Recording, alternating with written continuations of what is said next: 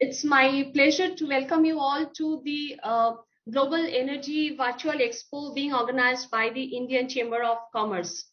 Virtual Global Energy Expo is a digital sourcing platform to both the exhibitors and the visitors. It has been developed by the Indian Chamber of Commerce at a time when virtual and hybrid events have become increasingly popular in recent years for good reasons.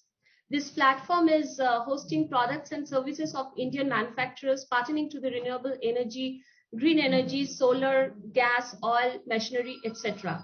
It's an ideal opportunity for global trade partners to gain access to those leading Indian players in the field and thereon to build business network. The Global Energy Virtual Platform helps Indian companies strengthen their presence in the global diaspora. Nonetheless, the major feature of the expo would be the state-of-the-art B2B meetings that we have scheduled over the next 2 days. We have received tremendous support from the Ministry of Commerce and Industry, Government of India, and the Ministry of External Affairs Economic Diplomacy Division, Government of India, as well as from 40-odd Indian exhibitors, prominent national and international speakers, and more than 400 trade visitors. The program is supported by the Ministry of Commerce and Industry and Ministry of External Affairs. We are grateful to the very high-profile guest speakers, thought leaders, and experts in the energy sector who will be sharing their knowledge and vision, and will discuss the key trends in the sector such as technology, green energy, transmission, policy reforms, and so on. With these words, may I now invite Mr. Anil Rasdan, the former Secretary Power to the Government of India and the Chairman of the ICC National Expert Committee on Energy and Water, to kindly deliver the theme address. Sir, please. A very good afternoon to all of you, Susmita, our distinguished colleagues in the Government of India, and good evening, good morning, depending wherever you are in which part of the world. It's my pleasure to welcome you here on behalf of the Indian Chamber of Commerce. I chair its Energy Committee, which is a very active committee, and the Indian Chamber of Commerce is a leading player in East India and in many other parts of India in respect of all commerce and industry. Well, friends, as you know, we've passed through almost a year and a half in severe pandemic conditions, which had suppressed the economy globally. India was no exception, but India's resilience has been as good, if not faster, than most of the other parts of the world. Energy is one of the core areas of India's economic growth and activity, and India presents a country which is full of entrepreneurs, a huge consumer market, and ready appetite for new growth. Energy demand globally, as you know, had encountered a sharp drop during the pandemic, but the recovery, which was from a dip, which was the largest since World War II, has been very fast. And I think it is expected to climb to 5% in 2021 and 4% in 2022, driven by global economic recovery. And India, as I mentioned, is going to be no exception to it. India's demand for energy has been very substantial, and it has, in fact, been a major, I would say, the major player in the emerging energy scenario. However, we are meeting today in the backdrop of the recent negotiations and deliberations at Glasgow at COP26, and India was led by its Prime Minister in a very, very significant announcements that were made there. India has committed itself to net zero by 2070.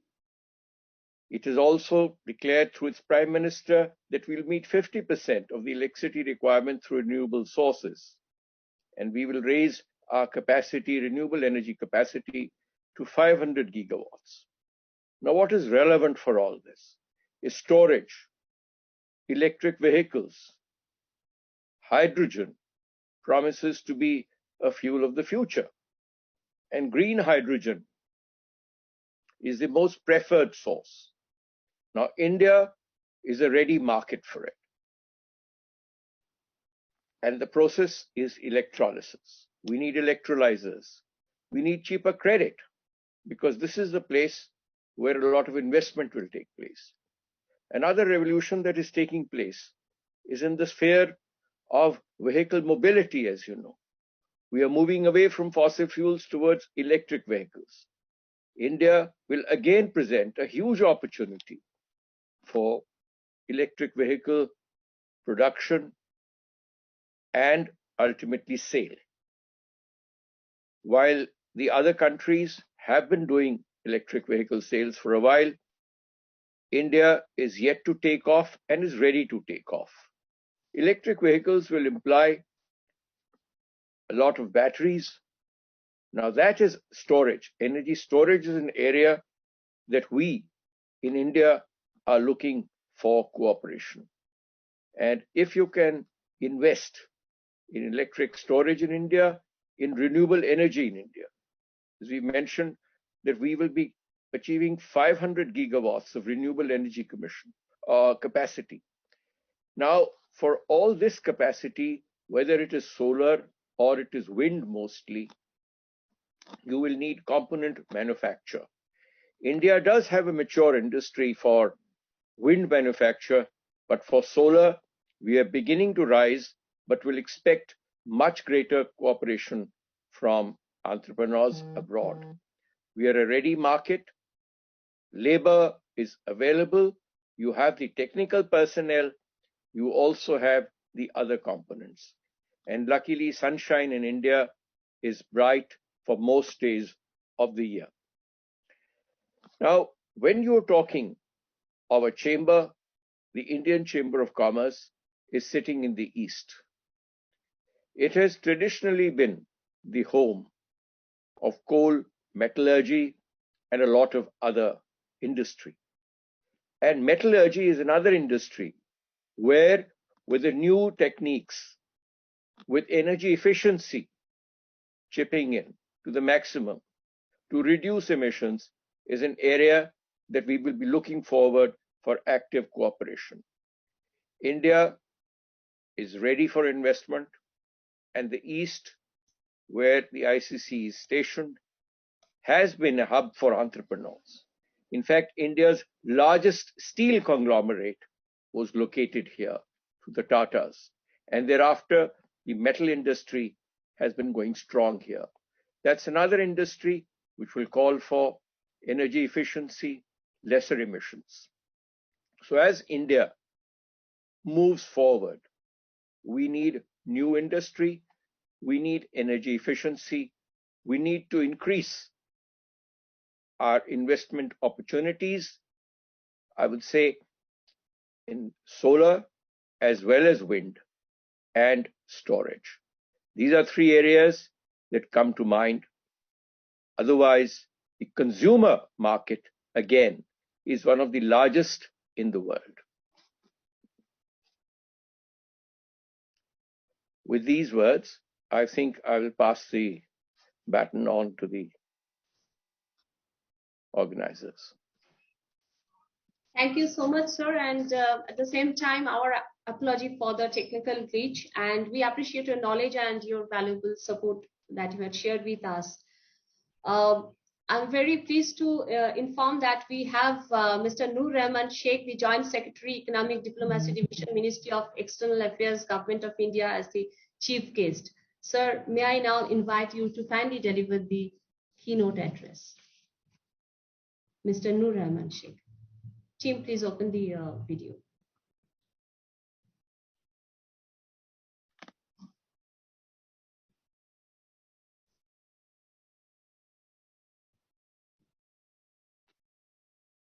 Team, please switch on the video of the JSO.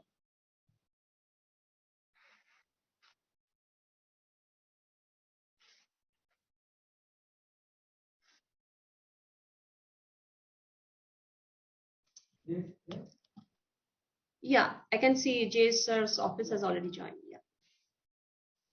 Good afternoon, sir, and a warm welcome to the Indian Chamber of Commerce. Sir, will be delighted to hear your vision and if you kindly deliver your keynote address. And incidentally, I'm also grateful to the Ministry of External Affairs for kindly supporting this particular program. Thank you, sir. Thank you, Namaskar. Uh, Sri Anil Razan ji was Secretary and Power.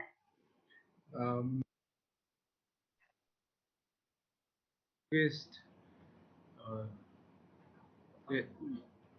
guest, ladies and gentlemen, Indian exhibitors, global partners, and colleagues from various other ministries who are present in today's event. Good afternoon to all of you. I would like to thank the Indian Chamber of Commerce for this for organizing this and of course for this opportunity to share some of our thoughts in this virtual Global Energy Expo. I of course would like to congratulate the ICC for organizing this event. We are happy to see there is immense response to this event. Of course, being a virtual event, I believe that it is in a way a blessing that we can all join in the from the comforts of our offices and our own workplaces. ED division has been very proudly coordinating and working closely with various chambers, including ICC, for such events. And of course, we have held two events this year with ICC. The one was on Homeland Security in March and digital healthcare in India in July. And of course, with this on energy, I think it completes the loop of having three events with this chamber.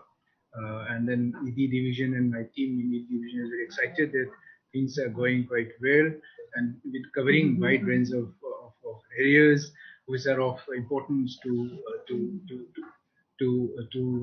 our systems, to our ecosystem.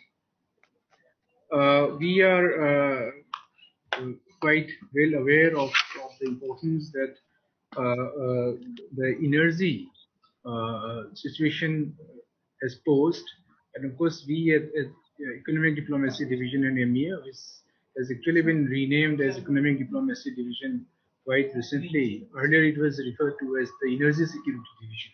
So we are actually kind of quite closely linked with the energy security issues and what's happening around. And of course, with the COP26 just being concluded in Glasgow, and it has various components besides the climate change on various issues of energy security. We are here to witness the important and significant landmarks happening in the field of energy. Of course, as we all know, our Honorable Prime Minister, Sri Narendra Modi ji, announced net zero emissions target by 2070, and of course, achieving a target of 500 megawatts of renewables by 2030. The kind of initiatives that we have taken, say in conjunction with various other countries pertaining to one sun, one world, one grid, having the world as one family, Kasuma Kutumbakam, and having a solar grid throughout the world. These are some of the initiatives that certainly would lead to more energy secure world fraternity. Of course, India, as we all know, is the world's third largest energy consuming country with the size of with its huge size of population and the country. Uh, the energy use has doubled in the last uh, uh, 20 years, with 80% of the demand still being met by coal, oil, and solid biomass. Uh, of course, on a per capita basis, India's energy use and emissions are less than half the world average, as are other key indicators such as vehicle ownership, steel and cement output. India, of course, has this wide range of possible energy futures before it. The increasing urgency driving the global response to climate change As I just said, our Prime Minister announcing net zero by 2070, the target, the upping of the target for renewables, all these are indicators towards achieving that goals. An expanding economy, large population, urbanization, industrialization all mean that India has seen a large increase in the energy demand and of course across all the sectors. Of course, we have kept the peak emission level at 2040, which is like 30 years before achieving the net zero emission. Solar power, of course, would play a very important role. It is where, as I just mentioned, the One Sun, One World, One Grid, along with the Green Grid Initiative, which was initiated by UK, has been launched jointly by our Prime Minister and Prime Minister of UK, and in the presence of United States President, EU President, and various other world leaders during the World Leaders Summit in COP26 in Glasgow. Of course, the 100% FDI in power sector has boosted the inflow of FDI in this sector in the country. There are various projects which are going around throughout across the country. We understand that such a Expo, with an exchange of views on global energy scenarios and India's energy future would be important both for the exhibitors as well as people who are participating in this event, maybe as a visitor or maybe as a participant. Manufacturers from India, we are sure, will showcase their commodity related to the sector, and it should present an ideal opportunity for the overseas buyers to gain access to some of the leading manufacturers in the industry. It should provide an excellent opportunity for overseas customers to build stronger relationships with the Indian counterparts and increase the presence of Indian companies in the world platform. The major feature, of course, of any expo would be the state-of-the-art B2B meetings, which I believe, though in a virtual format, has been crafted very well by the chamber to get benefits for the manufacturers as well as the buyers or the customers. The Indian power sector, of course, is undergoing significant changes and it has redefined the industry outlook. The sustained economic growth continues to drive the power demand in India. The government of India's focus on attaining power for all has accelerated capacity building and addition to the capacity in the country. At the same time, the competitive intensity is increasing both at the market and supply sides. By 2022, solar energy is expected to contribute more than 110 gigawatts, and of course, followed by around 70 gigawatts of wind and another 15 gigawatt from biomass and hydro. The target, as we all know, by 2030 is to reach up to 500 megawatts. The investment in this sector has seen huge FDI inflow. About $15 billion have come in, which account for about 3% of the FDI inflow. Of course, if you see in terms of the percentage figure, 3% seems that there is a lot of more scope for more FDIs in this. And of course, we would, through this platform, like to appeal to the global participants to see if they can bring in more FDI in this sector, which is very, very promising, and there is scope for expansion largely in this country. As we all know, Government of India has identified power sector as a key sector of focus to promote sustained economic uh, and industrial growth. Uh, in July of this year, Ministry of Petroleum and Natural Gas of Government of India uh, on Gas Authority of India Limited that lined up rupees 5,000 crores, equivalent about $670 million for setting up two plants. It's for producing ethanol, and compressed biogas, which is called as CBC, from municipal waste. In July again, India sent its first coal-laden wreck, which is about 4,000 tons, to Bangladesh Rampal Thermal Power Station. The 1,320 megawatt power plant is a joint venture between National Thermal Power Corporation (NTPC) and Bangladesh Power Development Board. So this basically is an indication that India is keen to expand its bilateral relationship with its neighbors and countries around the world in this sector. In June this year, the Export-Import Bank of India, Exim Bank, had announced an LOC, line of credit, of $100 million to Sri Lankan government for funding solar energy sector and assure that the country's 70% power requirements are met by renewable energy sources by 2030.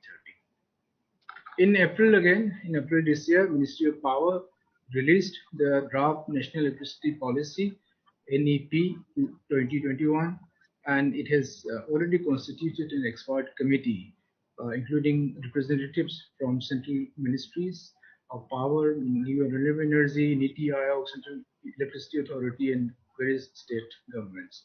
And we are hopeful that this policy will incorporate the views of the industry and various stakeholders to have a countrywide policy. There are trends that that have dominated the Indian power sector this year, as many of us are aware, are technology, green energy, transmission, private participation, and policy reforms.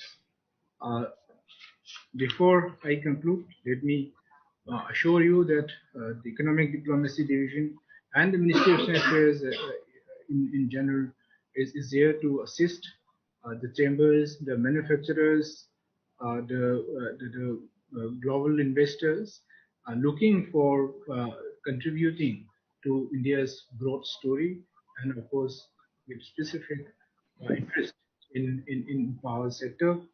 And we once again would like to convey our thanks and congratulations to ICC for taking this initiative of positioning Indian energy scenario at a global platform and accelerating sustainability and its viability of the new and renewable energy sector with all the relevant stakeholders.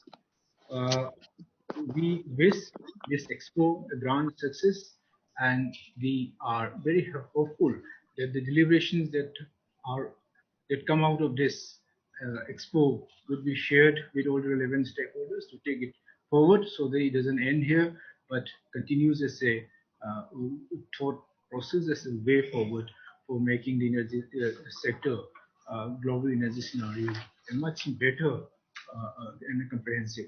Thank you very much. Namaskar. Thank you so much, sir. And we are really, very, very honored to have you here and, for your valuable deliberation expertly summarized in a very thoughtful manner. Thank you so much once again. As I said that this event has got fantastic support from the overseas countries as well. So we have with us Mr. Dalmar Hassan, the Principal Program Advisor, Ministry of Commerce and Industry, Somalia. Team, please unmute Dalmar so that we can hear from him and what he expects, from this particular platform and how he wants his country to get engaged with the Indian manufacturers. Dalmar, welcome to Global Energy Virtual Expo. Team, please unmute Dalmar.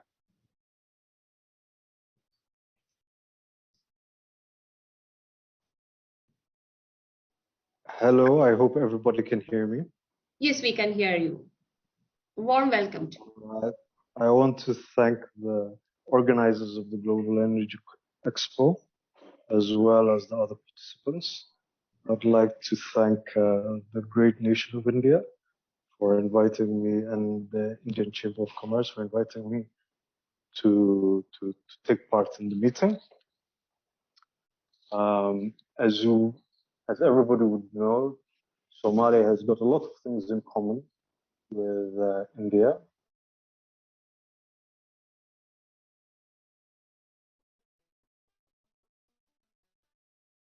Yeah, Dharma, we can't hear you. Yeah. Yeah. Can you hear me now? Yes, we can. Yes, my internet might be a bit iffy, so I'll limit my comments to as short as possible. First of all, as a country that is coming out of a period of insurgency and civil strife, one of the most important elements to the economic development of our nation is sustained access to quality energy at a reasonable price. Somalia right now has got a huge advantage. Its potential for generating solar as well as wind energy is one of the highest in the world, and indeed the highest in Africa. We have a huge advantage in that way. What we need is to have the right sort of technology from countries that have gone through our own stage of economic development, such as the Republic of India, as well as having the sort of technology transfer that our relationship between our private sector and Indian private sector has already well established.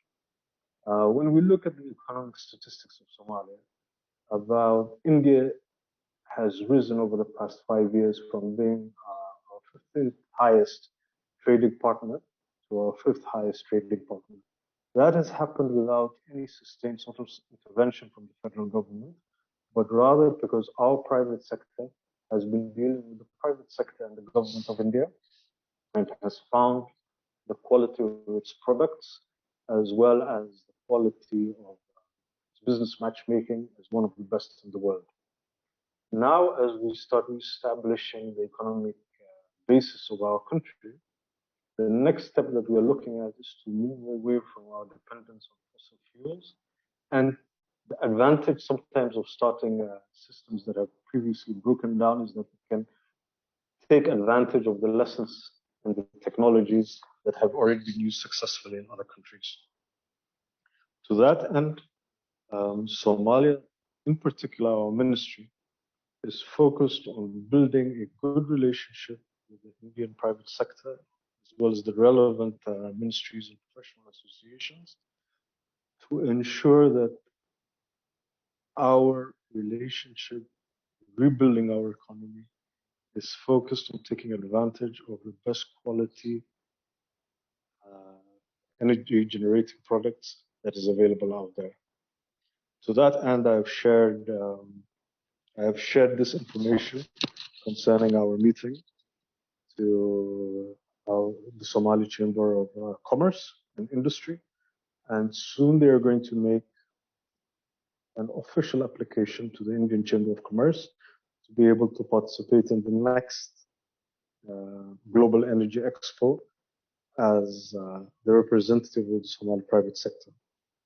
So I would like to thank you for inviting me, representing my country, and I hope we're going to all take advantage of this expo as we continue.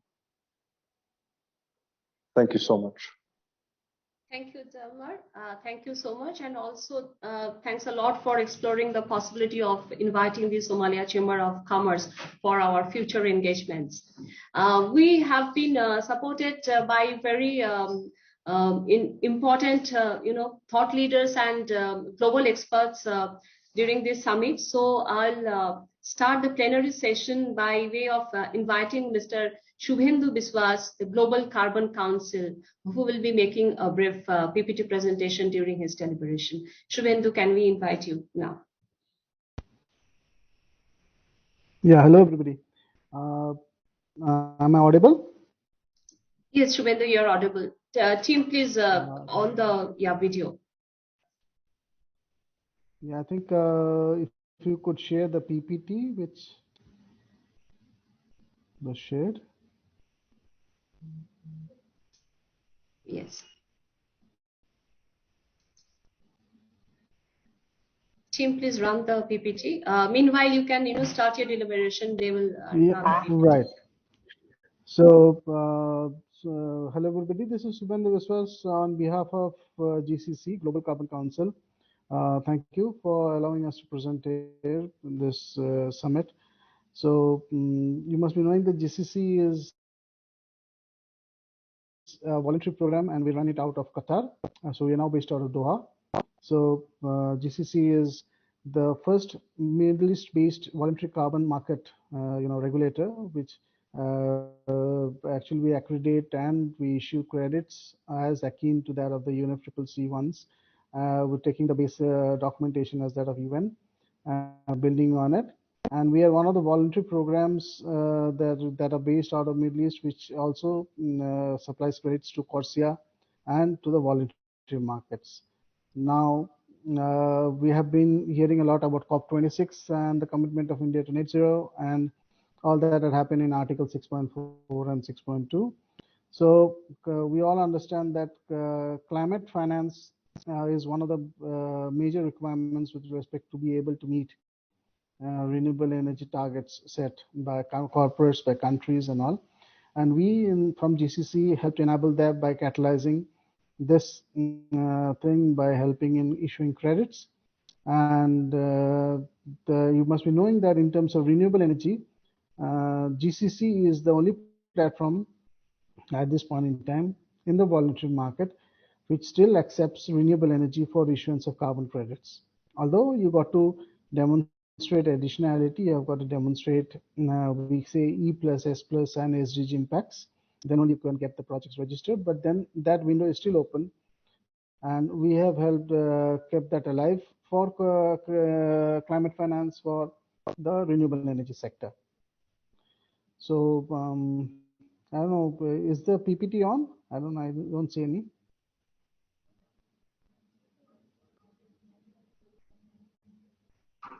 Tim, please run the PPT. He needs a PPT during his presentation. Maybe I can share the screen and show. Yes, Shubhendu, you can also do that. You can share it because we have already made you the host. Yeah. Okay, right.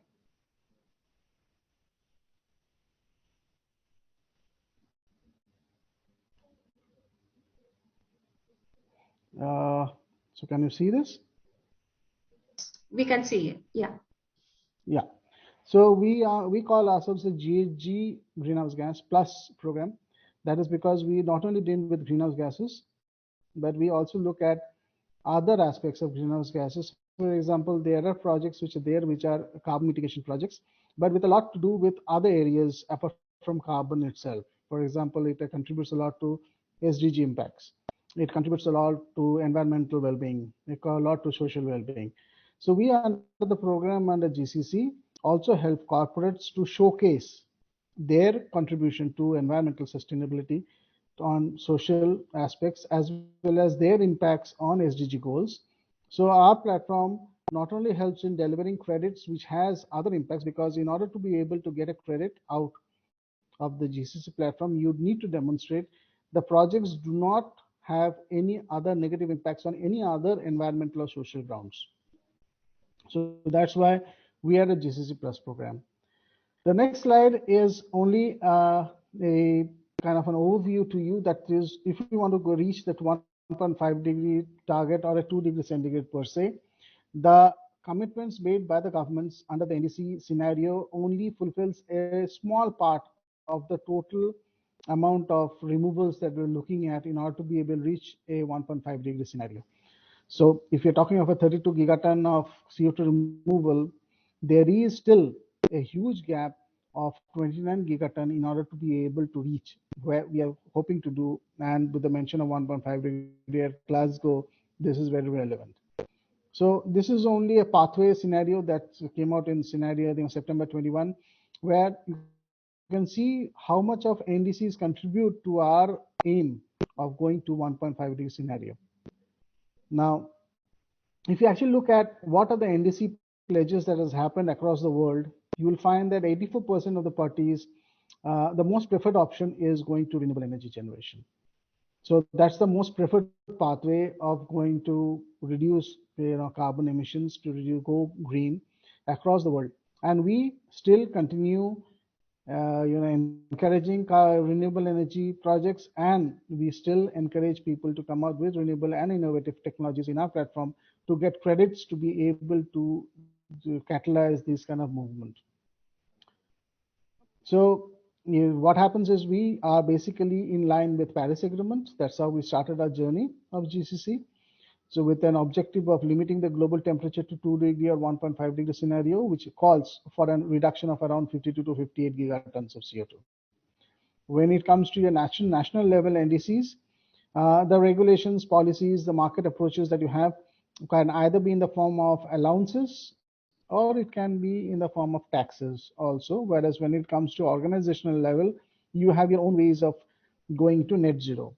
In fact, the voluntary market has boomed now. You know that the carbon market is suddenly on the rise and has seen transactions happening which was not seen in the last 4, 5, 6 years in the past. That is because a lot of corporates, including countries in itself, has pledged to being on net zero. And one of the ways of going net zero is obviously you cannot have a facility running and having no emissions out of it. You got to mitigate, or you have got to counter it with credits that you get out of projects which contribute to net zero. So that is where we come in. Apart from this, area, we also are tied up with sector-based efforts. For example, we are already accredited with CORSIA, the aviation sector, and we know the maritime sector is going to come in from 2023 onwards. So these two sectors are already on the pathway of helping in carbon mitigation. So we basically look at two markets, the compliance market and the voluntary market. So we as GCC are a player in the voluntary market, but we also support compliance market per se when it comes to sector-based efforts, that is CORSIA, which is associated with ICAO, International Civil Aviation Organization. So that's what we said. In the voluntary markets, that is where GCC is. But then we also cater to 1.3% ICAO, International Civil Aviation sector, and we are regulated also by ICAO in terms of delivery of credits. So we are a global voluntary carbon offsetting program based out of the MENA region. We have full approval of CORSIA and conditional approval of ECROA. We are the providers of offsets for carbon neutrality of the World Cup. Qatar is holding the World Cup next year, 2022. So we are the offset providers for Qatar for the World Cup. We have we use the baseline and the methodologies which have already been there under the CDM platform, as well as we make our own methodologies in order to be able to quantify and qualify projects. We have the same kind of additionality rules that was there in terms of UNFCCC, but we have stringent requirements with respect to environmental and social well-being. Apart from only having GHG reductions qualified for your projects, you can get additional labels in the form of E+, S+, and SDG+. I'll go to it a little later. So we have a marketplace for buyers and sellers for carbon credits. In fact, at this point in time, we're looking at something around 30 million tons of CO2 being qualified this year under the issuance. So this is a little late, figure which was there around a month back. So it is now going exponentially high. And we also provide a cost-effective instrument for low carbon economy by helping stakeholders into climate leadership. So we, as I said, are already accredited under CORSIA fully and conditionally approved under ECROA. This is a little framework of how a Global Carbon Council looks like. So we have an apex body in the form of an advisory board, which consists of members from UNFCCC and renowned people from different fields in carbon. We already have a tie-up with the IHS market for carbon registry. We have a steering committee who takes all the decisions with respect to issuance, with respect to registration of projects. We have also approved verifiers. We say verifiers, you must be acquainted with the terms of validators and verifiers when it comes to CDM and UNFCCC. We call everyone verifiers. What you call in validation in CDM, we say project verification. And what you say verification in CDM, we say emission reduction verification. So we have a registration process, which we say as project verification, and we have an issuance process, which we say project emission verification. So this is what is important. That is, we not only issued ACCs, which is our terminology for CERs under GCC, but we also help you to demonstrate your contribution to SDG. So if you demonstrate that you affect positively more than 3 or 2 of your goals under SDG, you get a silver level. If you can demonstrate that you contribute to more than 5 of the SDG goals, you get a diamond label. And you know, with each label, your market, what do you say, your market value and your potential buyers would come to you, so you get a better market price for the credits that you generate. Apart from that, we also have a E plus and a S plus label, which is an environmental no harm and a social no harm demonstration. By the way, you should know that for Corsia, in order to be able to sell your credits under the the aviation platform of Corsia, you have to be E plus, S plus, and a minimum of bronze label in order to qualify under Corsia. So this is a brief overview of our registration process. If you are familiar with the one that you have under CDM, it is more or less the same. So if you have a project in renewable sector or any other sector, you first of all, what you do is you figure out a methodology. That is, how would you be able to apply the project? How would you be able to quantify your credits? Then you make something that's called a PSF, a project submission documentation. Once you have the project submission documentation, obviously in between you have the other paraphernalia of opening up an account with GCC, of having your KYC done and all. Then you have to call in a third party, who's called a project verifier, who does the verification of your project and says that whether your project complies with the requirements of GCC and whatever you say in the documentation is correct, and you have an emission reduction in place. Once you have the verification process done, even before that, we start the global stakeholder consultation, like that of CDM, with a 15 days period when your project is up on the way for anyone in the world to comment. And if you are successfully through the whole process, you request registration with GCC. We, as GCC team, assess your submission. We send it to a steering committee for approval. If the steering committee has no negative remarks, you get registered as a GCC project. Then you get registered on IHS market as well, and your project becomes publicly displayable in terms of a registered project. The moment you go in for registration, you go in for issuance. So you must be knowing that we still allow projects which have started operation post 1st of January 2016 to get registered under GCC and issue retroactive credit, but that window is closing very fast. We will allow till July 2022 for such projects to come and get registered with GCC. So we have a deadline for that. Beyond that, it's only going to be future projects that we are going to take into the GCC fold. So once you have the project registered, you go to the issuance process, you implement the project as you have designed, measure and monitor how much you have reduced in terms of carbon emissions, prepare a monitoring report for your submission, get a third party to verify your claim. If your claim is legitimate, everything is done as per your plan, you monitor all parameters that you have committed to, you send in a request for issuance of credits. The moment it comes to us, we assess your claim, we send it to a steering committee with our opinion whether you should be issued the credits. If it's a positive, you get your ACC issued and it shows up in your registry under the IHS market.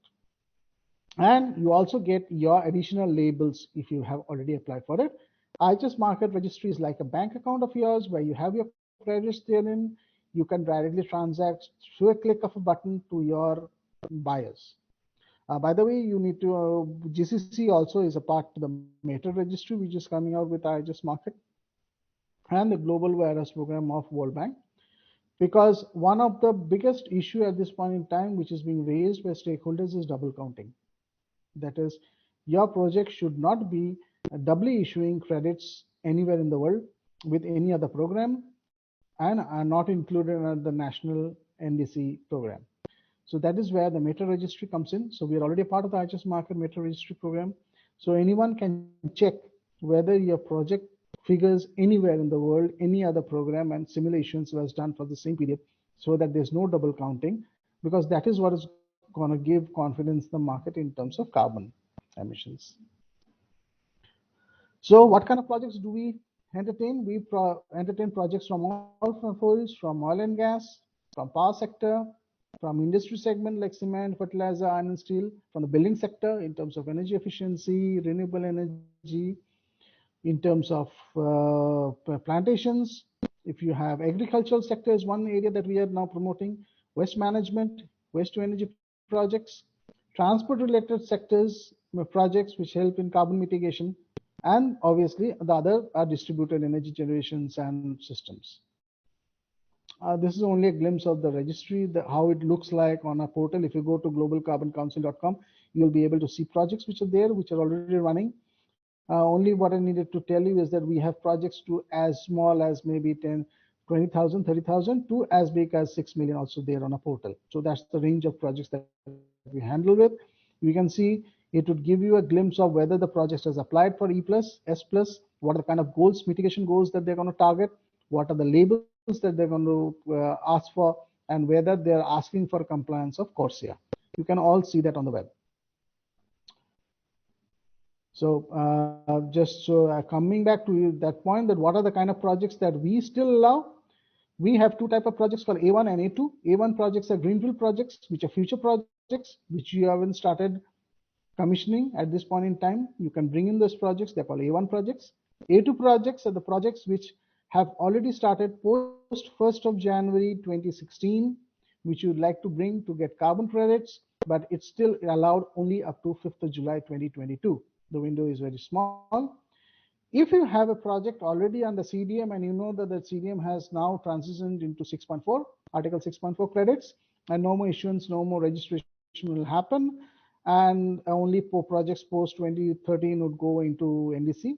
So if you want to deregister your project or move your project from CDM to GCC, you're welcome.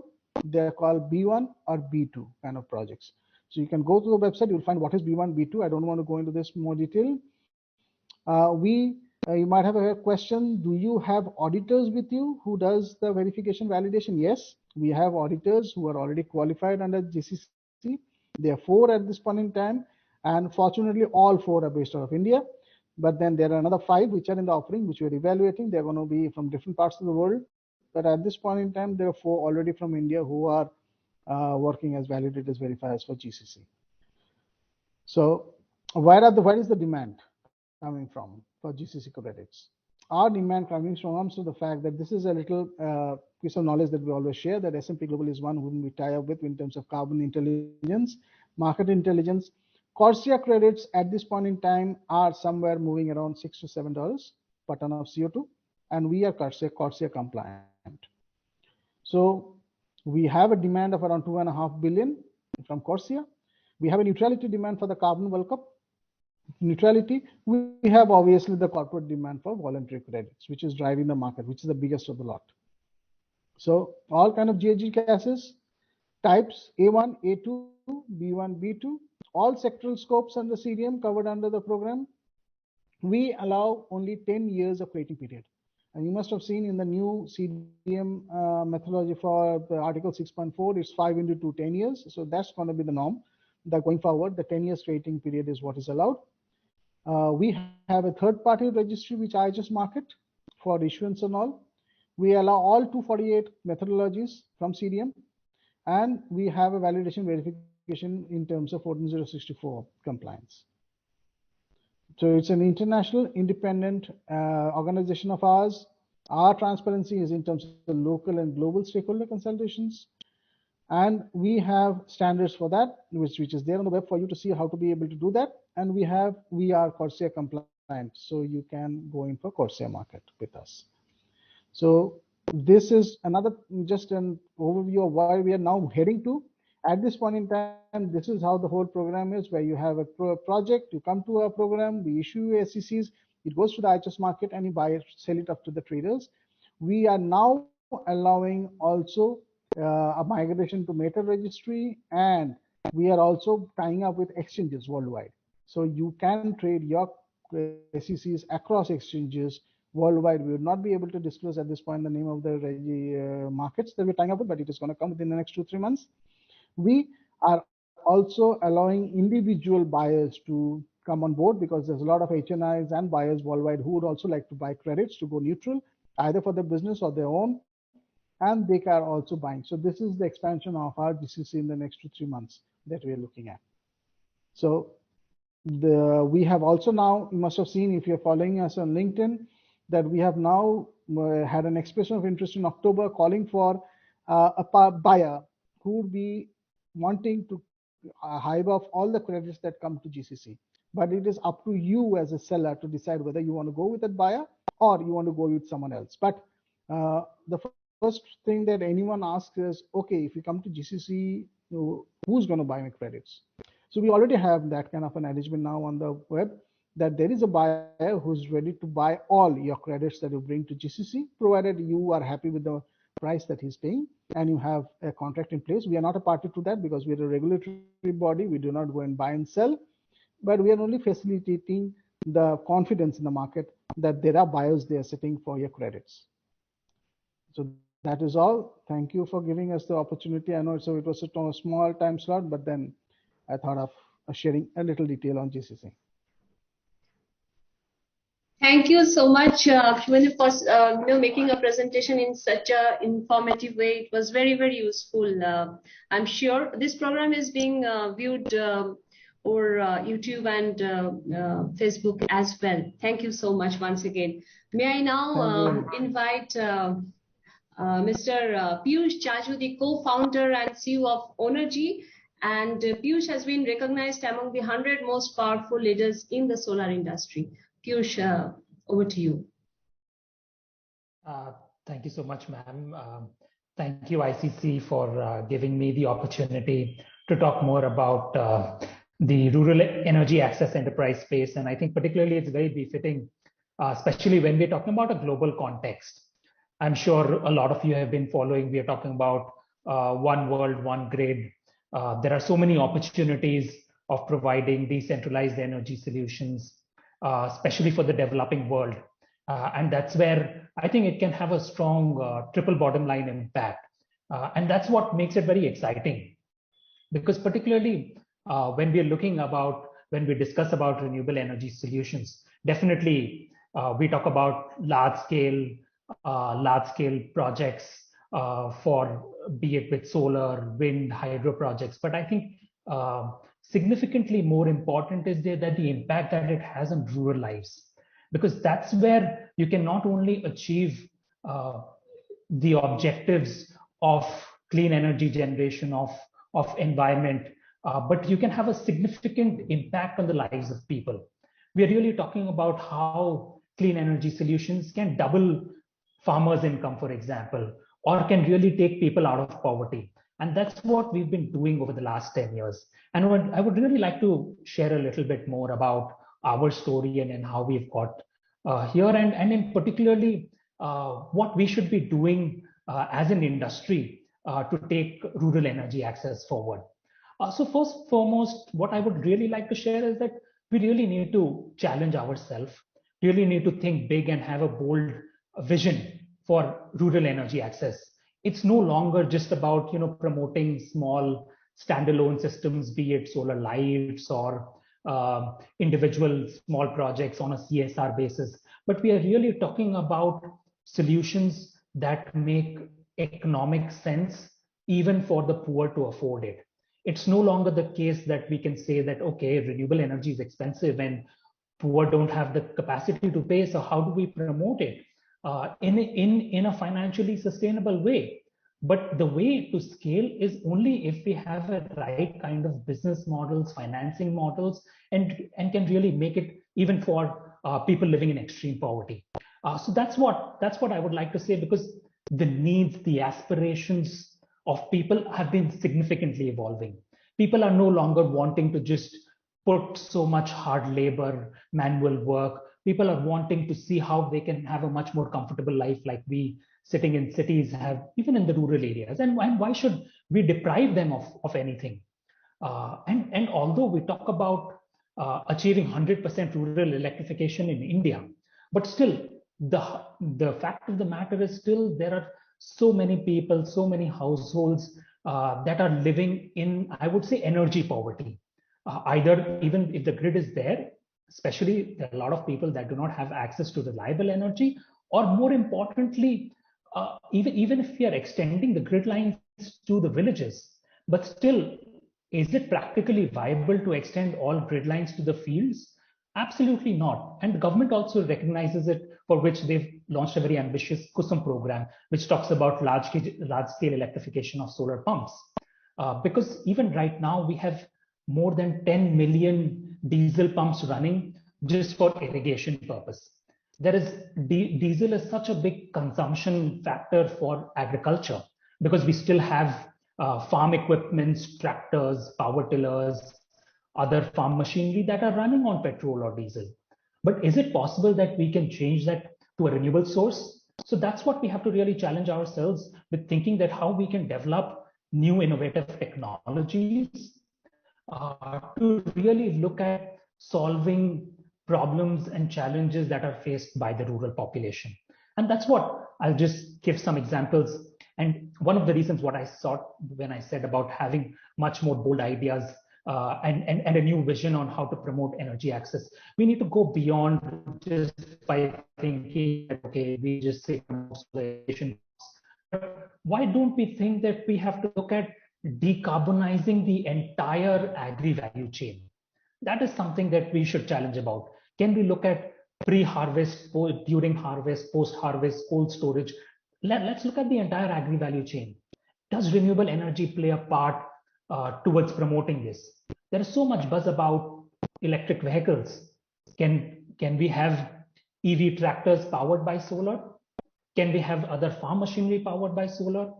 Can we have decentralized solutions such as micro cold storage solutions, other micro machinery, decentralized agro-processing machines powered by renewable energy, powered by solar? And that's what we are trying out to do.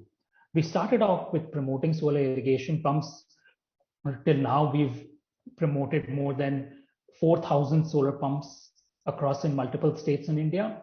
And now we are out to look at what are the other innovative solutions. We've started to promote micro cold storage solutions, electric powered farm machinery equipments, which are being powered by the universal pump controllers. So that's what the technology innovation that I was talking about. So just using solar panels, which were used for powering irrigation pumps, the solar panels with the energy generated, that is also used for powering other farm equipments. So that is what is one of the innovations in promoting these universal controllers, which can power multiple devices.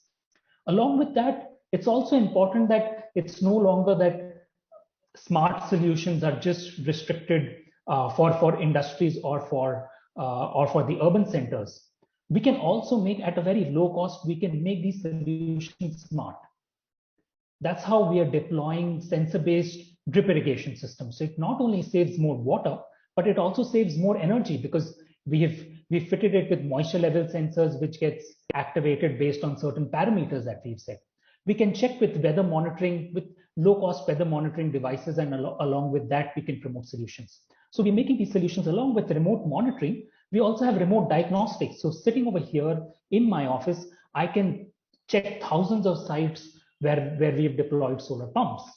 So the smart solutions does not mean that it requires a significantly more cost on the consumer, but having low-cost solutions which can have a significant impact on farmers' lives. Simple things with a mobile phone. So many people are there on the mobile. Anybody can just switch on or switch off their system and access what is the energy generated, what is the water coming out from these pumps. And these are at a very low cost, wherein these benefits can be provided to the farmer. Along with technology innovation, it's very important that we look at different business models, different financing models, especially when it comes to the poor. And particularly promoting what we've learned is that it's very important to have a much more integrated model, such as a group model. We've seen that successfully working with microfinance institutions. When you form a group of people, then definitely their ability to pay, their bankability significantly increases, and they are able to share an asset. So that's how we've been promoting a lot of these solar solutions on group model, especially in rural areas. We've got a local entrepreneur to operate it. So there's one person who's owning the asset, and with that we facilitate financing for that person, and then the person is paying on a per use basis. So for ultimately for the final end user, it is just a pay as you go system or a water as a service model which is being promoted. So just like when we talk about SaaS, software as a service, same, can we promote energy as a service, water as a service? And those are things that we have to look in on a business model point of view. When it comes to looking at financing models, I think one of the key challenges that we faced especially when we started to promote, especially irrigation solutions, because from the bankers' point of view, they thought that on one hand, I have farmers who are unbankable, who do not have the ability to pay, and on the other hand, I have a technology which is extremely risky. So how do I give loans for a risky technology to an unbankable person? And that's when we started off with, we created a blended finance tool, setting up first loss default guarantees.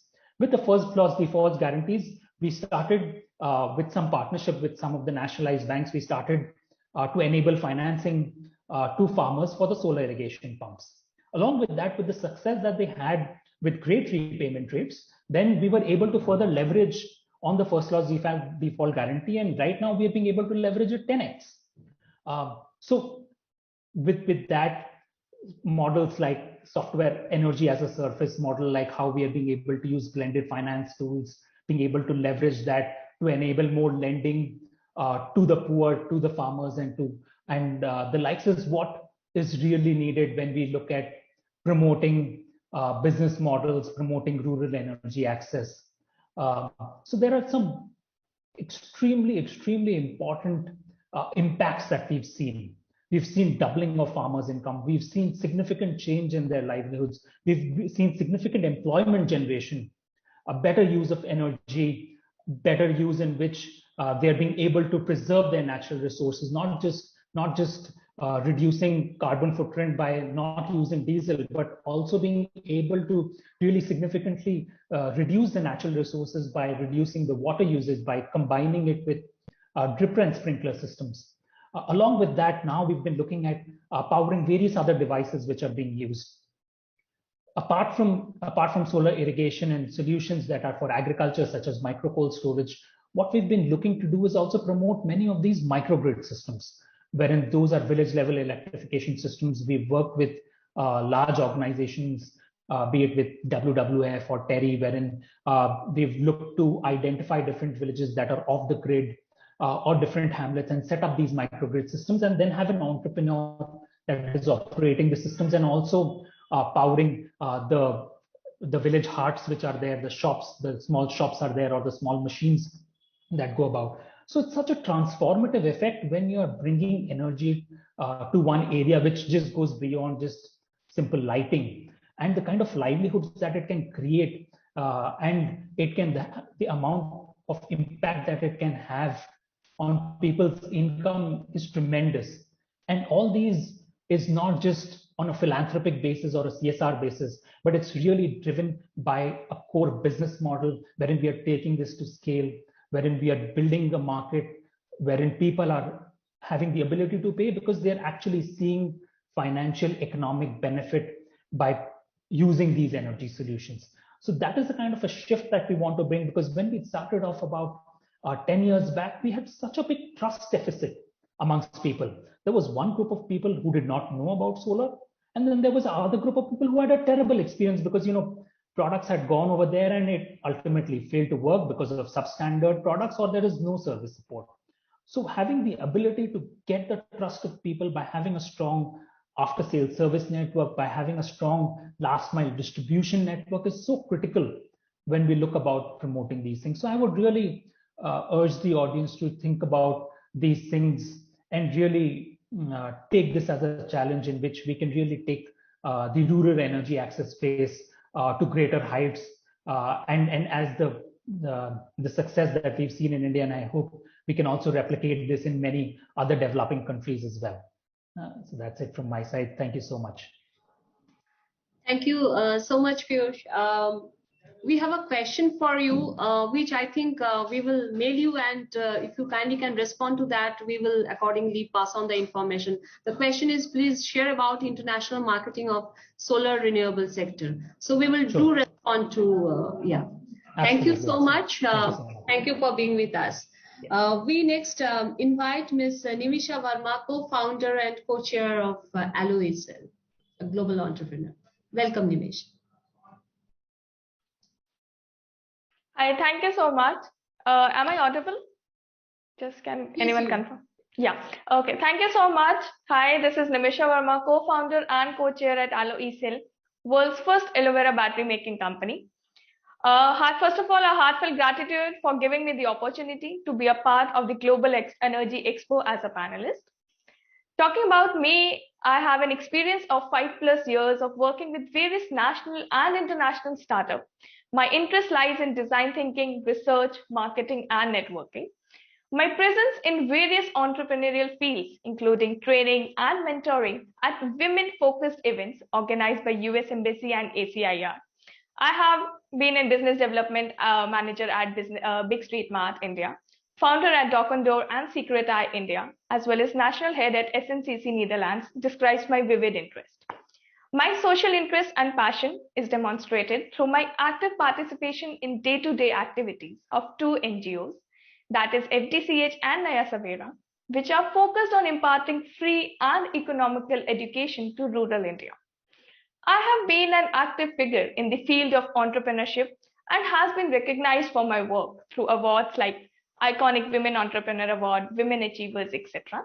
I have also been an active volunteer and honorary committee member at Della Leaders Club, CIMSME, NEN, etc. And I'm actively working in the field of training women and aspiring entrepreneurs through various platforms and organizations. This was all about me. Now giving a brief intro of Aloisel. So Aloisel is a globally recognized clean tech company working towards the goal of achieving sustainability by introducing an alternative source of renewable energy through its product Aloisel, that is the aloe vera battery. Aloisel is proud to be a company promoting eco-friendly practices. It is striving to protect and sustain our environment is a given challenge at every stage of development. But we aim to solve hazardous and complex problems using best-in-class design principles to create a connection between nature and technology. Our green vision goes beyond delivering environmentally sustainable products. We are also contributing towards the new age India by decreasing carbon footprints, e-waste, and pollution through the innovation in the field of renewable and clean energy. Talking about today's world where energy consumption and demand is increasing rapidly, which has been affecting the cost as well as quality and is hampering the mankind and environment, there exists a clear need of eco-friendly or sustainable alternatives for all. With respect to increasing demand for EVs, batteries, appliances, etc., the demand for batteries is subject to rise, where it harms the environment, causing pollution, landfills, diseases, etc. Thus, a clear need of the battery market with respect to a clean energy storage exists. Therefore, something we stress on is batteries because no matter whoever the person is or whatever his profession is, he or she uses batteries in some or the other form. But when we talk about batteries, especially I talk about batteries, something that instantly comes to my mind is devastated land with landfills and pollution. I hope something similar comes to your mind too. Like when we talk about batteries, it's also like hazards, landfills, e-waste, pollution, or diseases. And this is not all, there are a lot many. Therefore, we at Aloisel created the world's first 100% eco-friendly and non-hazardous 1.5 volt double size batteries using aloe vera. These aloe vera batteries are an alternative to the deadly hazardous dry cell batteries we have been using since ages in our remote controls, clocks, toys, flashlights, etc. And the best part is that these batteries are available at 10% lesser cost and with 1.5 times more durability. This was all in favor of the environment. I mean, you must be wondering, what about the customers who will be actually paying us a check or who will be actually buying it? So we offer 4 USPs that are defined as: first, money saved, because these batteries are 10% economical. Second, time increased, provides 1.5 times longer durability, as well as no pain, and gives you the primo experience of using the world's first aloe vera battery. These batteries have been demonstrated at various platforms, including Schneider Electric in Barcelona, India's biggest media network, Doordarshan, and has also earned various accolades, like it was declared as the best bold idea of the world 2019 and has been awarded with the National Startup Award 2020 and many more. It has also been covered on 700 plus media networks, including CNBC, Times of India, etc. 1,200 plus units have been tested by various early users, and we aim to expand it soon. Every year, it's like 5.8 billion units of these batteries are consumed in India, whereas this number rises to 89 billion units being consumed globally, where the major portion is utilized in domestic purposes. Looking at the high growing global market of 139.36 billion, aloe e-cell is sure to be a good fit, and it's like to progress rapidly. It's like high oil and coal cost, which is needed for and a need for eco-friendly alternatives, diversification of energy supply, as well as socially conscious observers have opened new doors for the clean tech producers. Then, while working with aloe vera batteries, we also noticed that aloe e-cell can be an alternative for the to be used hazardous batteries, like the batteries which we are about to use. But what about the dead batteries which have been waiting for us in the landfill? I'm sorry to interrupt, Nimisha here. Maybe we have to just finish up because we have our other panelists. So if you kindly can shorten. Thank you so much. Yes. Yeah. Thank you so much. So it's like or about to land into dustbins. Thus, to support battery collection and recycling, Aloe eCell is bringing batteries on blockchain with an intent to reduce e-waste. So we are creating a blockchain-enabled battery collection and recycling mechanism where the batteries are collected with the help of stakeholders. So it's a transparent system with different retailers, stockists, wholesalers, etc., acting as different nodes of blockchain, where the main task will be selling and collecting 80% of the sold batteries back. Now, coming straight away to the climate action, our primary focus is to minimize the climate impact. Thus, we aim to reduce the import pressure, landfills, pollution, as well as carbon footprints and e-waste.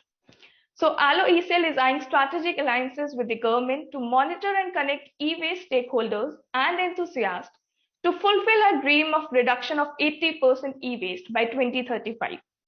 Alliances and partnerships with battery making companies to support clean energy technology and battery collection is our upcoming milestone.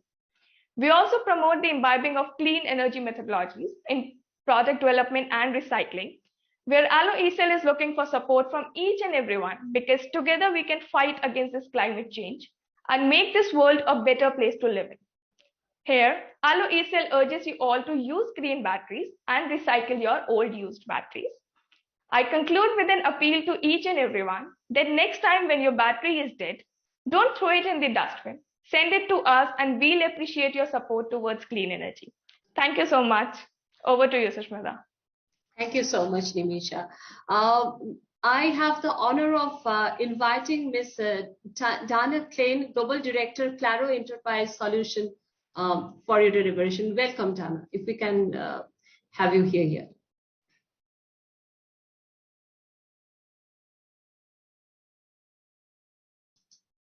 Team, please unmute, Dana. Okay, I'm trying to share the screen here. Okay, let me share the screen. Okay, can you see that? Yes, we can see it. Thank you. Okay. Well, first, thank you for having me here. It's certainly a pleasure, and I feel like I'm in the company of geniuses and giants, and so it's quite an honor. So with that, I'll jump right into it. As mentioned, I'm Dana Klein. I'm the Global Account Director for Claro Enterprise Solutions.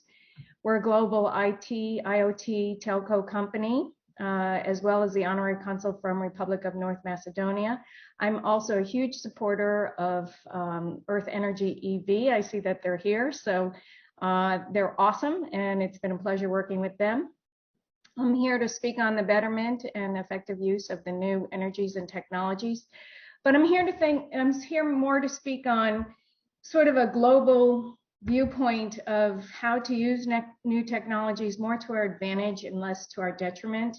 You know, there's things that are sort of going off the beaten path and are causing grave concern around the world, but we have some ways to mitigate that. So that's what I'm here to speak about. So as you can see, and as you know, because you're involved, there is so much going on with development and money flowing in and flowing out. But yet at the end of it, we are not, you know, the big question is, are we actually more efficient? Do we have more money? Do we have better budgets? Are we doing better things? Because the big question is, when emergencies come up and disasters strike, like a pandemic or an earthquake or flood, we're still scrambling. And, you know, we have better systems, but we still are struggling. And so the big question is, are we really more sustainable? And we have issues that we've had for quite a long time. Even these same issues we've had for 20 or 30 years. We've had slow procurement processes, legacy systems, legacy tech. We have integration problems. We have labor issues. And in some cases, we have a lot more issues because issues create more issues. And in some cases, new tech creates more issues with integration, security, layers upon layers of connectivity, etc. So yes, it's frustrating and we need help. And at the middle of all of it is data. And this is, you know, we collect data, we mine it, we analyze it, we've shared it, we've packaged it, we've distributed it, we've sold it. Everything you can imagine has been done with data. And the big question is, does that lead to even more issues? You know, data is a huge animal, and it's got facts, figures, numbers, letters. It also moves at the speed of light. It changes us, tests us, influences us, manipulates us, and predicts us. It's changed the way we do things, the way we adapt to new changes, adapt to new ideas, and the way we feel about them. So how can we use all of this to our advantage and the betterment of our lives, community, and the world? Well, I'd like to start actually by talking about smart city and smart community, because all of this ties in. You know, we've got the energies, we've got transportation, we've got all these wonderful sectors, and they all sort of converge onto smart city. And I'd like to look at smart city versus smart community. So on the one hand, we have questions that constantly need answering, and they're all about how do we actually get something done. And these questions, they never really change. They're the same questions, again, that we've had for a while, and yet we're just seeing, you know, we constantly need direction. So when we look onto smart community, it's all about, you know, who we get these things done with. And at the top of the list is one of the best resources. It's free, it's usable, accessible, and adaptable, and that's our stakeholders. Who are our stakeholders? They're everyone. They're the visitors, they're the consumers, they're the residents and end users, all who can reject, object, participate, and adopt new technologies and create more demand. Smart cities need to know they need to move quickly. They don't always want to, for the same reasons we mentioned earlier. And so we need another element that can help us. And a smart community is one that engages the stakeholders for more of a fourth or fifth dimension look at the technology, but more importantly on the data and how it flows. There are always going to be hurdles and questions, but the answers for controlled, safe, and efficient growth is a decision that should include all stakeholders, have and have-nots, and thought leaderships. Basically bringing the power, and pardon the pun, but figuratively and literally to the people. And so when we look at our stakeholders and we look at the 2020s, I mean, who exactly are these people? And our world is made up of such diverse audiences and target markets. We have different monies, different technologies, and now we have even different universes with meta-universes. And there is no end in sight, evolving every day. We are connected in different ways to each other, to our community, to our government, to our universe, and to ourselves. How we handle and absorb and relate is determined by our relationship or non-relationship with technology, and data is actually the catalyst for all of that. And now we know what a global village looks like. We need to balance out what we need, want, and desire with what we definitely don't want. It's a balancing act, and we need to get it right, and we need to get it right now, because technology and new energies are developing and learning faster every day, and we are failing to keep up with the data on the data to accurately monitor successes, the benefits, challenges, and risks, as is evidenced by extreme public opinion, security failures, financial losses, technical glitches, among other things. And sometimes the more new tech we have, the more new issues we have that we never even thought about. What will happen if this continues? How much structural violence can we absorb? One of today's great authors and historians, Yuval Harari, talks frequently about people hacking and prophesizes that our generation is the last of its kind. We still have our own bodies, have our own thoughts, are not always connected, and remain organic, but that will change very quickly. We already are being manipulated. We're being told what to buy, watch, think, feel, eat, and more. AI is learning how we do things and how we make decisions, and it can further predict and plan how we will move forward with targeted information. He also suggests that whoever has centralized data will have power, and we can easily become a global digital dictatorship. Though there will be a big divide between the have and the have-nots, developing countries like North Macedonia are learning from others' mistakes, and savvy ones could find their own niche if they plan out a smarter community. Corporations can also work new models. Where I work at Claro Enterprise Solutions, a $69 billion global telecom, IT, and IoT company, we connect you, integrate you, work with you, but never collect, store, package, or sell data. Finally, Harari points out that one of our battles is consciousness versus intelligence, and this is where we currently have the upper hand. An example he uses is the autonomous vehicle driving. If a child runs into the street and the vehicle has to make a choice, they have three choices. They can, 1, hit the child, 2, stop and cause an accident that could cause damage or kill its owner, who is also the passenger, or it could hit something else and do the same kind of damage. What choice would it make? These are tough decisions for anyone.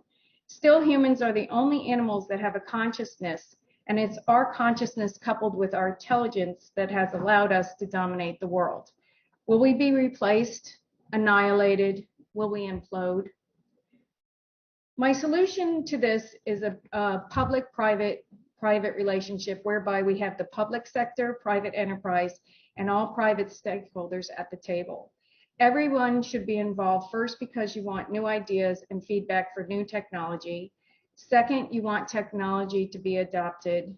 And I'm sure we all have had that situation where technology has simply failed, wasn't used for what it was intended, didn't work like it should, maybe the users didn't like it. But you know, so this helps with the creative process as well. And third, the more players at the table, the more we can decentralize the ownership of decisions, technology, and data, as well as the responsibility and risks. This will allow for a healthier evolution, controlled growth, new support for technical developments, and smarter communities that can grow and expand in exciting and beneficial ways. That doesn't mean that we can't still create like we are, like all of you are doing, This just means that we have an element of support behind us that can actually contribute to the acceptance of our ideas, the use of our ideas, and can help actually spread the use and the feedback and the adaptation of the technologies. So Harari suggests we also engage philosophers, educators, thought leadership for a more ethical and conscious view, that we take great pains to decentralize the data to avoid digital dictatorships. So he basically says, use my data to help me, not manipulate me. We should set global rules with well-rounded global input, and we don't leave decisions up to the machines. We change the conversation to one of inclusion and look to our universe and make it better, one person at a time. And I thank you for this time, and I know these are important topics that we're all discussing this morning, and I'm so happy to be a part of it. So thank you. Thank you so much, Dana, for being with us here. It was such an informative presentation, and I can see from the messages that our viewers are really inquiring about your details. We will do connect them with you over emails. Thank you so much once again. Thank you. May I now invite Mr. Miguel Naranjo, the Program Officer, United Nations Framework Convention on Climate Change. Miguel, welcome on board. Thank you. Good morning, afternoon. Good afternoon. Excellent. So if I go straight ahead into my intervention, so I was invited to present on the role of technologies, and especially renewable energy technologies, in moving towards our climate targets, and maybe refer a little bit to the outcomes of the recent COP26 in Glasgow. So maybe let me start with the second part first, COP26. So as you know, this was the UN Climate Change Conference, which happened after being suspended last year because of the pandemic. And we went into this conference with big pressure, both from the side of the logistics. It has been probably the most challenging conference that we have organized because of the situation around the pandemic, arranging travels, ensuring the safety and health of participants, and all the complications associated to organizing an event for 50,000 registered participants in the middle of a pandemic was not easy. So there were a lot of challenges from the logistical point, and for which the results of which were very successful. So we have to be very thankful to our hosts, the United Kingdom government, and everybody that helped to make that happen. Now these logistical challenges also added pressure to the negotiations, to the main deliverables of the conference itself, because in addition to having to work on the substantive aspects of the negotiations, delegates came with all these additional concerns and extra work that they had to do to get to Glasgow. So there was a lot of tension and a lot of expectations as well to what could happen at COP26. Now, happy to say that the outcome from this conference was actually very positive from our point of view. On the one hand, you have finally rules for implementation of Article 6 of the Paris Agreement, which is the one that deals with mechanisms, including carbon market mechanisms, which was one of the key key missing points from let's say, the rules for implementation of the agreement, of the whole agreement.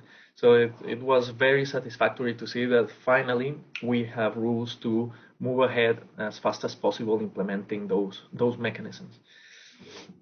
But that was not all. We also have now a clear reference to 1.5 degrees Celsius of warming as the target to be reached. In previous documents, the Paris Agreement itself, we had aiming for 2 as the limit, aiming for 1.5. In the Glasgow Pact language, 1.5 is the target. So it enhances ambition, which is very good. Then you have review of national governments' commitments to action every year, not every 5. So that also reflects that governments have realized every 5 is too late. We need to be doing this on a continuous basis. So that's really good.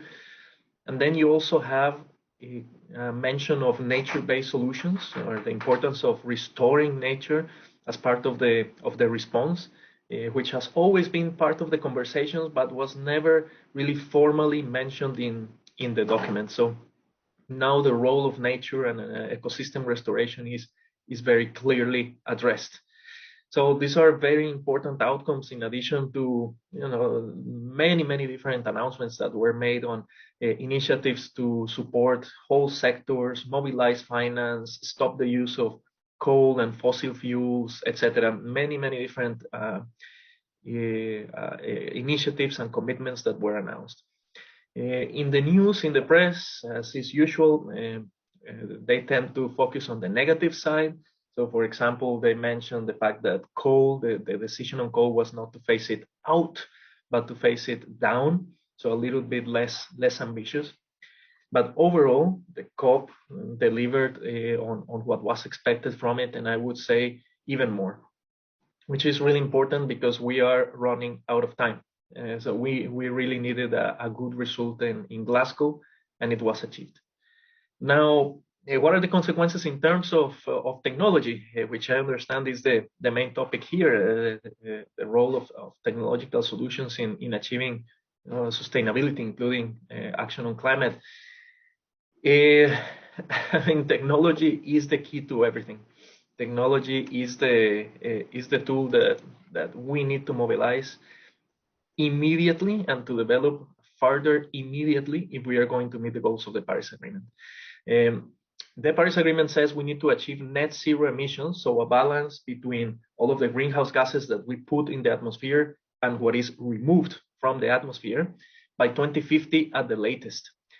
As far as we know today, we are not going to be able to do that without technological solutions. We definitely need to transition to renewable energy generation, electrification of transport with or powered with those renewable energy sources. We need to reduce the use of or eliminate completely the use of coal, oil, gas. But even if we do all of that, we will still have emissions. And there will be some sectors that, as far as we can see today, cannot avoid the continuous emission of emissions. Think about production of steel, cement, chemicals. These are processes that require lots of energy or produce a lot of greenhouse gases because of the chemical processes. So it's almost impossible to think now that we're going to avoid that. Aviation, are we going to develop enough sustainable aviation fuel for all of our purposes? Probably not. So the only option that we have is to develop technologies to capture the CO2 directly from the atmosphere or capture at the point of emission, of production. So we do need the support of technology to move us to less emissions, but also to capture those that we are not going to be able to avoid by 2050 or earlier. So definitely technology has a key role to play. This is not to mention technologies like IT, the ones allowing us to talk today. We have been moving a lot of our businesses and a lot of our interactions in society online. This is positive in some cases in the sense of reducing emissions, but in other senses, it's requiring more power, more energy to be generated. It's not allowing everybody to access these conversations equally. So there is a challenge with access that we need to solve, and we need technology to develop further and to be implemented further so that everybody has equal access to these resources. So from Glasgow, I think the key takeaways are if renewable energies, if anyone had a doubt that renewable energies were the future, that those doubts should have been eliminated by now. There's no option. We are moving to renewables. And second, the demand on all of you who are experts on the topic will grow. Sustainability has to be the way we do things. It cannot be just one more target, one more part of the strategy of a company. It has to be the way we do business. It has to be the core of how business is done. If we don't do that, our society is going to collapse. And as the Business Council for Sustainable Development said a long time ago, business cannot succeed in a society that fails. We are currently going towards failure as a global society. So we need to put sustainability as the central piece in any company strategy, and that includes anything related to technology, of course. So good. With that, I think I leave it there. And I thank you for the opportunity, invite you to do as much as you can to align with the Sustainable Development Goals and the climate agreement. It's not only because it's the right thing to do, because it's the right thing for future generations, it's also good for the bottom line, the business bottom line. No working society, no business. So thanks a lot, and back to you, Susmita. Thank you so much, Miguel. And considering India's commitment towards renewable energy and also major new climate targets, your deliberation was very much timely and was of immense importance. Thank you so much once again for being with us here. As we move on to our last panelist, Mr. Garvit Munjal, who will be making a deliberation on India's electric future. May I now invite one of our foreign guests, the procurement head of Akermas Energy from Nigeria, Mr. Edward Igboke. Team, can we okay, we will connect Edward Igboke shortly over mail, because there was some technical glitch. We cannot operate him as a speaker here. So can we invite Garvit Munjal to speak on India's electric future? Garvit, over to you. Yeah, hi, thank you so much. So I'll just start by sharing my screen. So I hope I'm audible and the screen is visible. Yes, you are. Yeah. Yeah. So first off, thank you for this opportunity to ICC.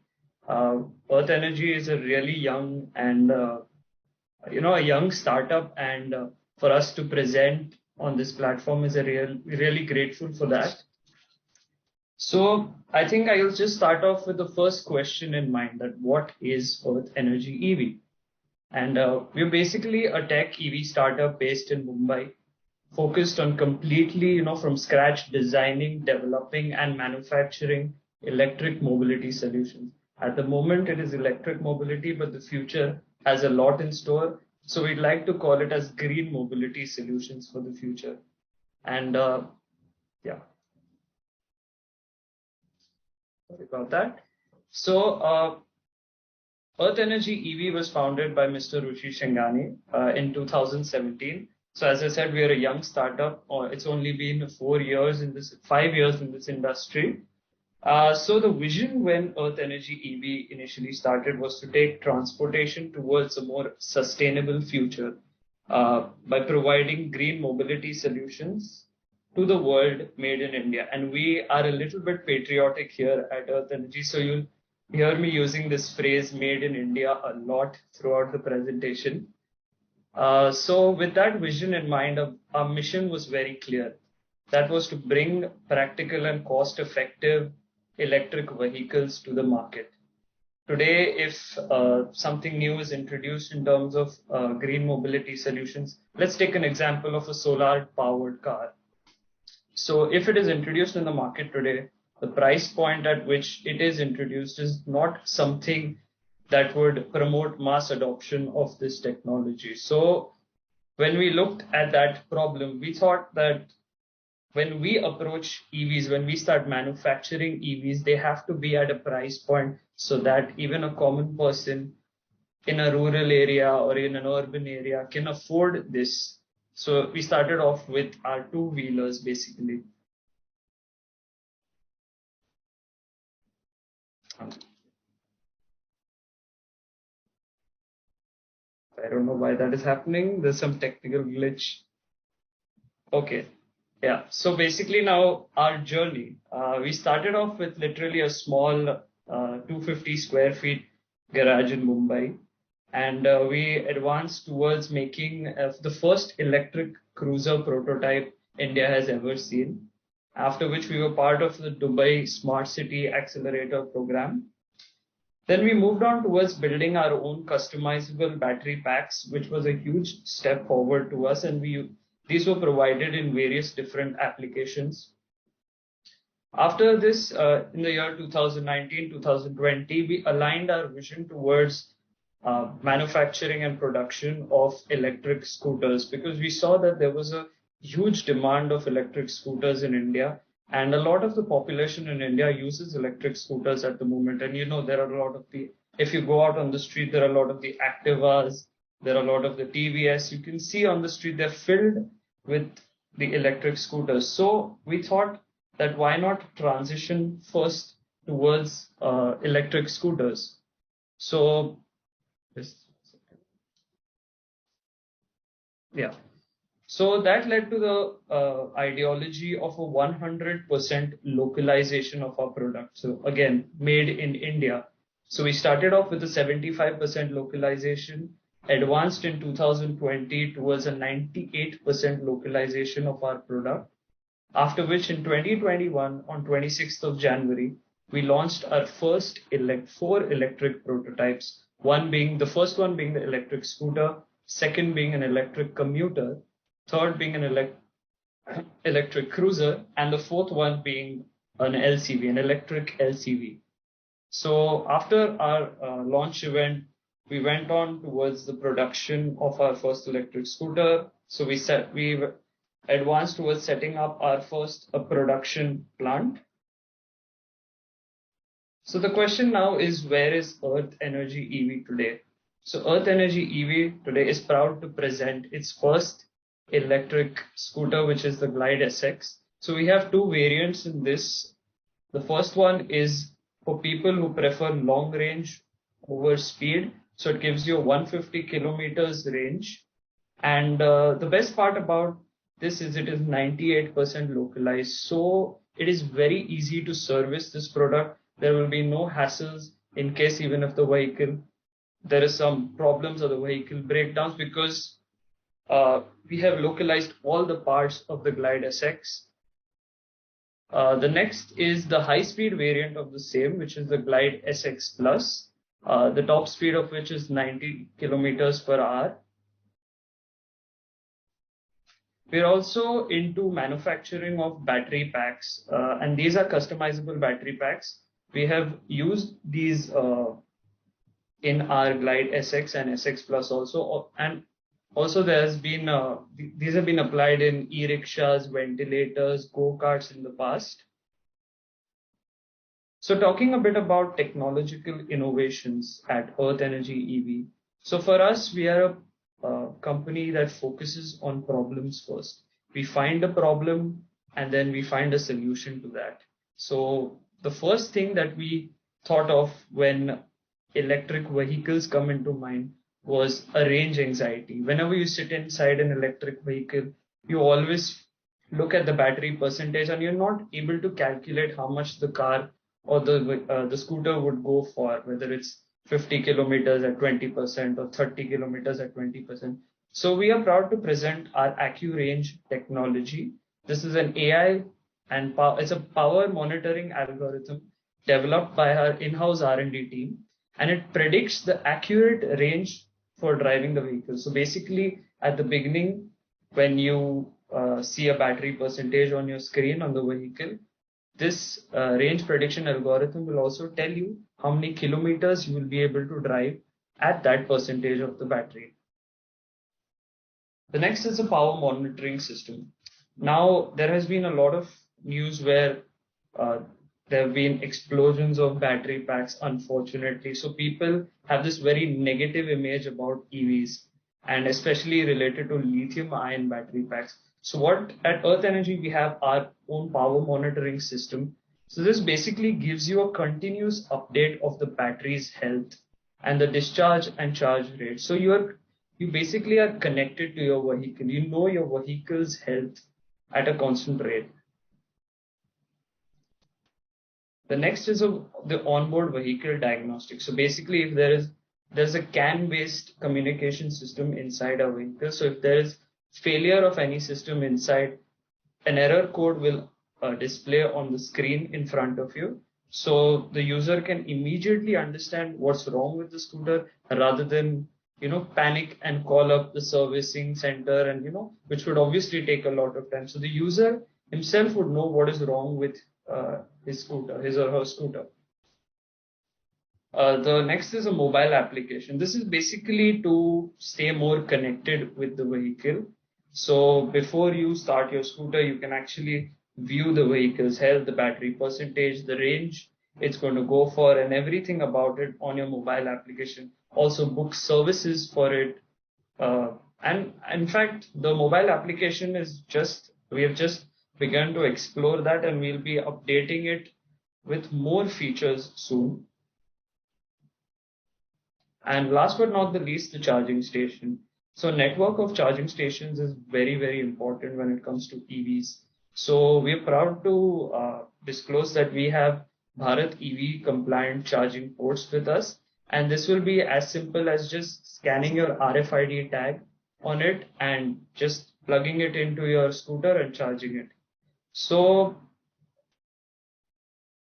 yeah, and about our upcoming products in the future, we have an electric commuter. As I had mentioned, this prototype was launched on 26 January this year, an electric cruiser and a light commercial vehicle, which is an electric tempo.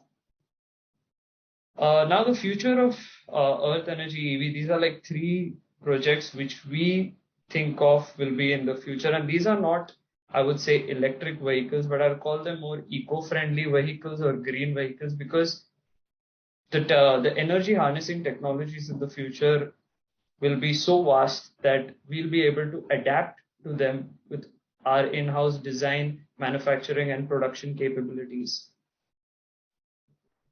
I'd like to end with this simple picture. So it's basically the future of EV. Now this picture is actually that of a Bosco Verticale. It's in Milan, Italy. And it actually represents a great harmony between architecture and nature. And that's what I believe the future is. And not only the future of EV, but everything. There has to be a perfect balance between whatever we create and the nature around it. So at Earth Energy EV, we believe we can bring forth this change, a dream of tomorrow. That means a dream where we can coexist in this nature and not cause any harm to it, but in fact, nurture it and help it grow.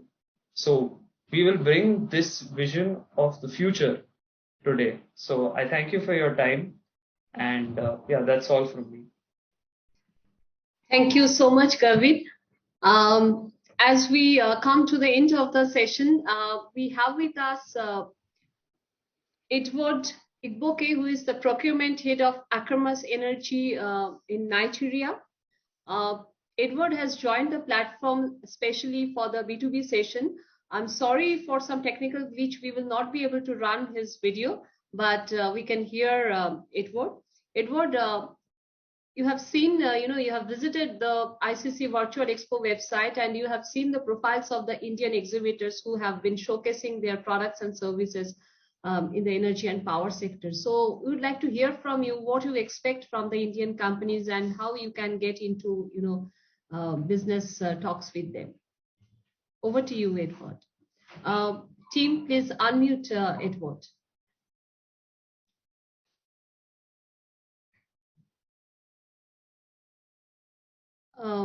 Team, just check if we can hear Edward. I think there is some technical glitch, so we will take on during the, yeah, we can hear you. Yes. Welcome to ICC virtual platform, Edward. Okay, hello. Hi. Okay. So, Smita, good afternoon, everyone. Good afternoon to everybody in different parts of the world. My name is Edward Wilbuki, and I'm a procurement officer managing the department in the procurement department of Akamas Energy. I hope you can hear me. Yes, we can hear you. Though the voice is not very clear, we can hear you. So basically, we would like to know your procurement pattern and how you can, I mean, how the Indian companies can get in touch with you for their business prospect in Nigeria. Okay, I'll start by telling you that a new dawn has set on leadership in parts of Africa, which I hail from Nigeria, the biggest marketplace in Africa. Nigerians are solely filled with strong merchant spirit, tested with strings of hardworking, creativity, intelligence, and courage for harmonious, long-lasting business relationship. An awakening call for business expansion, the greatest support coming from stakeholders never had experienced before in this greatly blessed sub-Saharan region, is the open demonstration of trade, one of the electrified fronts of the world democracy, facilitated by shared information on the internet, pooled in knowledge-based system with resources such as culture, acumen, security, and in all of the most objective is vision to sustain our economies across borders, which fill that special space of the idle mind to contribute towards our community development, submitting obediently to the laws of our country, while peacefully reducing crime. Energy sharpens gear teeth of any economy to selflessly run other national sectors. There's no cause of fear for Nigerian friends, Indian, who have decided to do business in Nigeria and with Nigerians across the globe. However, there are certain expectations required by manufacturers, which are stated below. Podium development. Yes, establishment is very, very important. You, in supply chain, where we are, there are different moves. We can actually get a quotation from you, from the manufacturer in India. And after the evaluation, after the PO has been given, we can actually get the item to be supplied to Nigeria. But that's not enough. If we are actually, with the study of, with what I've observed in our sector and in the country, for us to promote Indian products, you need to come down to develop the podium that will actually raise the voice, record the voices, which I mean that will actually promote the brand, Indian brand in Nigeria. In that aspect, we'll be looking at towards partnership, indigenous partnership with companies, with SMEs, the small medium enterprises. Your Indians manufacturers can come down and partner with companies. Our country have bountiful of these enterprises ready available for you for your partnership. Then you can also go into government partnership, which if you decided to go straight, you want to be solely involved in business in Nigeria. We have agencies that you can follow in the terms of if you're coming into the energy sector, you have to go through the DPR, go through the SIPEM, register through the same portal. So all of these partnership, creating that podium for your products to actually have that voice among products of other countries, competitors like America, Italy, the Germany. In that aspect, when you have an establishment here, it creates that room for your product to be tested. And what Nigerians actually believe in is they actually look after tested materials. They go after what they know that has already gotten them. So, like the pipes in the oil and gas sector, like the valves, we have the likes of the Cameroon, we have the likes of Breda from Italy. So, if you have your own establishment, you have like in the oil and gas We sector. understand from you, Edward, that what we can do. We will try to establish contacts with the Indian companies with you over email, because we have this B2B which will run for next 2 days. So we will try to schedule meetings with you separately, one-to-one, maybe through Zoom link, along with our other buyers. Thank you so much all. Thanks a lot for being with us, and for sharing your knowledge and vision. And also we thank all the Indian exhibitors. We have 40 Indian exhibitors who have shown their products and services at www.iccvirtualexpo.com. We request you all to kindly visit the website and know more about the products and services offered by them, and so that we can get into further business. Thank you so much. Have a good day. Thank you.